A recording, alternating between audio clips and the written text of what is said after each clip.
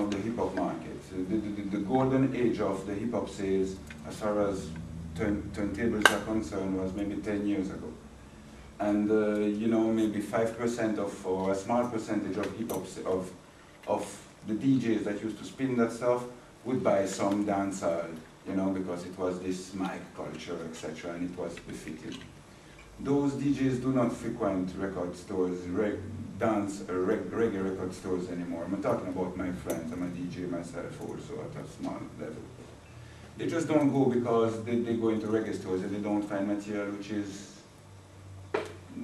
like no connect. They don't like it. So they go there 1, 2, 3, 4 times. They have to take the tube to reach that place, and there's nothing on shelf, nothing of interest. So they just move on, and they end up spinning something else. Right now, a lot of my sound system mates are going to dubstep, or they're going to minimalist electro, and that's where the sales are.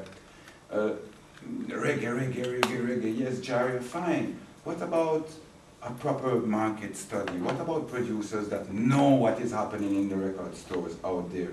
What about record producers that also collect vinyl for themselves, that have a clue about what they're doing with their 10 fingers during the day? More than just produce something like this and a shot in the dark and, oof, well, yeah, oh, maybe it's going to sell, maybe not. And then the results are what they are. No. We need people that have a, you know, professional knowledge about what they're doing. Why do you think that the likes of Studio One was a vinyl collector? Mr. Dodd was a vinyl collector, had a deep knowledge about jazz. Blackwell, who made the best out of Marley, had a precise knowledge about 50s, 60s R&B, jazz, Jamaican ska, etc., etc. The guy was sharp. And when he was dropping records on the market, he knew who he was going for. He knew what these people, you know, were looking for. What's the audience?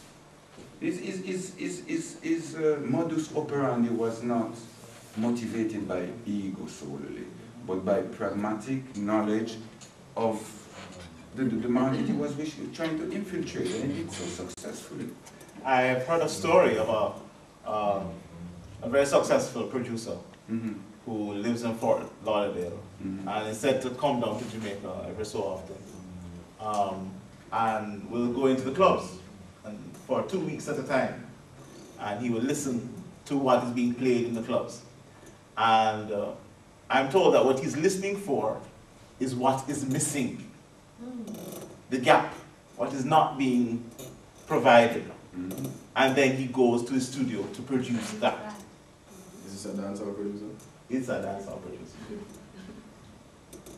This is the story. And I thought that was a very interesting story. That is a very interesting that he looks, he listens, and he goes, okay, there is something that is not happening here.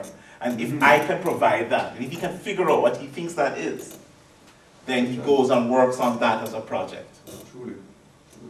So is that the kind of pragmatic approach, meaning that there's a business meeting a need? How many of Jamaican contemporary producers know the revival which is taking place on digital reggae? How many French sound systems are fighting on eBay to get a piece of Courtney Melody on Witty 12-inch? Who is Witty? Thank you. Thank you. But I mean, you have an idea about the amount of 12 inches that this guy released during the 80s in New York? You know what I mean? Some of them are really hot on the market. 95% Black in Jail, Sluggy. That stuff is hot nowadays. By now, that stuff became vintage. You know what I mean? I have like Spanish producers giving me digital revival rhythms with Frankie Paul and stuff, and it's well done. It's contemporary. But I did obtain very good sales, you know, with this Pass the Tushumpeng or whatever makeover, right? Because it corresponds to a need in record stores. That's what people ask you. Screechy across the border, you know, type of thing. It works. There's a demand on it. When you say digital revival, what do you mean? As in what we call 80s here. In France, they call it early digital. It's the genre they ended up, you know. It's the original song. They don't change anything. No, for instance, you remember Exit? The Exit by the